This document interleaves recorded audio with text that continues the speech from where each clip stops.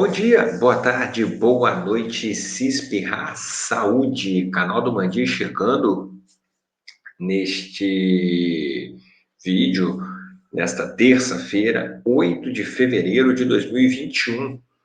Pela thumb e pela camisa, você já sabe. A gente vai falar hoje do Red Bull Bragantino, a equipe sensação do Campeonato Brasileiro, podemos dizer assim? Seria presunção dizer ou não? Desse Campeonato Brasileiro de 2020. Antes de mais nada, peço para você se inscrever aqui no canal. A gente está chegando perto dos 900 membros. Será que a gente consegue 1.000 até o final de fevereiro? Vamos batalhar para chegar nessa marca, se Deus quiser. E também pedir para você seguir a gente no Twitter e acompanhar a gente lá com as informações que a gente fala de todos os times possíveis, dando um foco no Botafogo, mas sempre falando de todo mundo. Eu tô com essa camisa aqui que foi uma das últimas, se não a última camisa que o Bragantino usou antes de ser comprado, né? Antes do Clube Atlético Bragantino ser comprado pelo Red Bull Brasil e passar a se chamar Red Bull Bragantino, né? Uma injeção de dinheiro que fez o clube ascender da segunda para a primeira divisão nacional sem muita dificuldade e que fez ser uma das sensações no mercado do futebol brasileiro no final de 2019, início de 2020, injetando, investindo grana alta, alguns investimentos, na minha opinião, errados, mas que no decorrer da temporada, evidentemente chegaram outras peças também caras, né? A gente vai falar sobre isso aqui. A equipe abandonou a luta contra o rebaixamento, teve a mudança no comando técnico e agora está praticamente na zona da Libertadores. A gente vai falar um pouquinho disso aqui. Mas para elucidar, né, essa belíssima camisa do Bragantino aqui, fabricada pela Ícone, que é uma marca que vem crescendo, também veste a Portuguesa, veste a América do Rio, veste vários times tradicionais do futebol brasileiro, até times do exterior. Tem uma camisa do Coquinho Bonito, que decidiu a Copa Sul-Americana, que a Ícone vestiu até 3, 4 anos atrás. Mas voltando a falar do vídeo, né, o Bragantino foi um dos times que mais investiu no início da temporada. Né? Em dado momento, no início da temporada, o Bragantino só tinha investido menos que o Flamengo. Investiu em contratações mais que o Palmeiras, que o Corinthians, só com esses reforços que chegaram nessa temporada, o Bragantino gastou cerca de mais de 22 milhões de euros. É muita grana. Se você fazer uma conta na conversão hoje, né, que é até uma conta errada, a gente está falando de mais de 120 milhões de reais. E se você pegar o valor do euro na época da compra dos jogadores, etc. e tal, o valor bate 100 milhões de reais com facilidade, ultrapassa os 3 dígitos. Ou seja, o Bragantino barra Red Bull investiu pesado, mas essas contratações, algumas demoraram a engrenar, outras não engrenaram, né? Inclusive teve troca no comando técnico. O Bragantino sofreu um baque muito grande quando perdeu o Zago no início da temporada para o futebol japonês. Apostou no Felipe Conceição, que hoje está no Cruzeiro. Você pode até acompanhar aqui no cardzinho em cima, a gente está falando sobre o Felipe Conceição, né? Ele teve um problema, um fiasco no Bragantino e agora tem uma chance da carreira no Cruzeiro.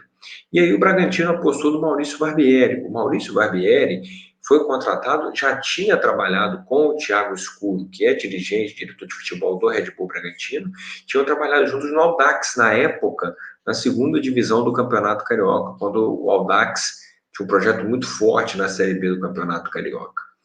E aí o Barbieri participou desse processo de reconstrução durante a temporada. Chegaram reforços, evidentemente, mas só para vocês terem uma ideia, só com 3 jogadores, que foram o Arthur, o Cleiton e o Alejandro, o Red Bull Bragantino gastou quase 14 milhões de euros. 5 milhões e meio no Arthur, pagos ao Palmeiras, e mais 5 no Cleiton e 3 no Alejandro, esses 8 milhões juntos pagos ao Atlético Mineiro.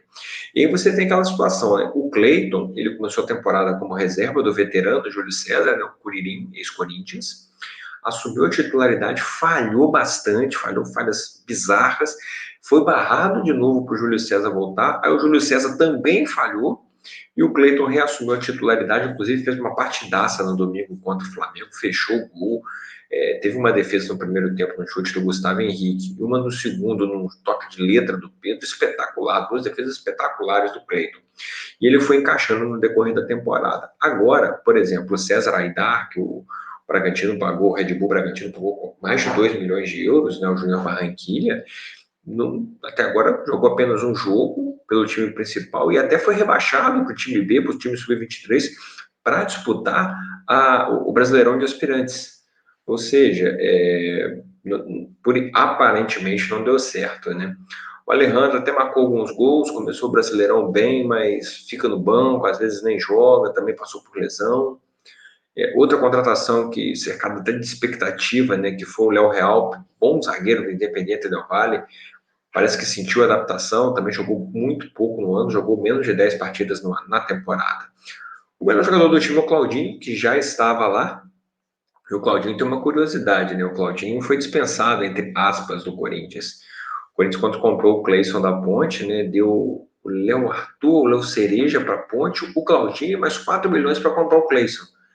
E aí a Ponte Preta saiu emprestando o Claudinho, foi bem no Red Bull, ano passado o Red Bull comprou ele e fixou ele no Bragantino.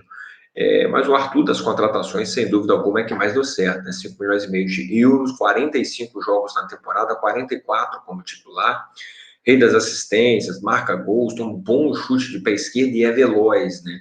Um jogador diferente, chegou a ser especulado até no futebol do exterior, mas o Red Bull acabou contratando ele. Outra contratação, mas essa todo mundo sabia que era muito arriscada, né? O Tony Anderson do Grêmio, quase 3 milhões de euros, né?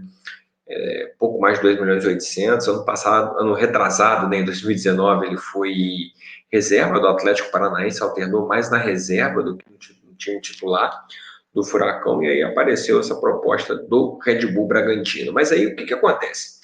Com esses 22 milhões, pouco mais de 22 milhões e 160 mil euros investidos, o Bragantino ainda estava mal no meio da temporada, tanto que após 7 jogos no Campeonato Brasileiro, estava na zona do rebaixamento, tinha apenas 28,57% de aproveitamento e demitiu o Felipe Conceição. E trouxe o Barbieri, e todo mundo ficou meio assim, eu até achei estranho, né, o Barbieri, porque o Barbieri ele havia sido demitido do CSA no primeiro semestre por conta da péssima campanha na Copa do Nordeste. Mas ele pegou o Bragantino, como eu disse, com 28,57% de aproveitamento, em 18º lugar, com 6 pontos na zona do rebaixamento. E 29 jogos, ele fez 29 jogos no comando da equipe, né, incluindo Copa do Brasil. O Bragantino entrou na Copa do Brasil. E aí o Barbieri, ele tem 11 vitórias, 9 empates e 9 derrotas em 29 jogos. Ele tem um aproveitamento de 48,27%. Se você levar em consideração que o Bragantino hoje é o 8º colocado, é o 9º colocado, está ali atrás do Corinthians apenas no número de vitórias, evidentemente com 2 jogos a mais, ele pode perder essa posição, porque o Santos e o Atlético Paranaense têm jogo a menos, mas ele em 9º lugar, ele está na posição ali que quase que dá vaga na Libertadores, porque o Grêmio e o Palmeiras vão decidir a Copa do Brasil e estão no G7. Então, automaticamente vai virar um G8. Então, o Red Bull Bragantino ele está brigando por Libertadores. Então, o Maurício Barbieri ele recebeu reforços, evidentemente, né? Mas está trabalhando muito com jogadores que já estavam lá. O Ítalo, por exemplo, ele foi renegado pelo Felipe Conceição. Ele não era nem utilizado.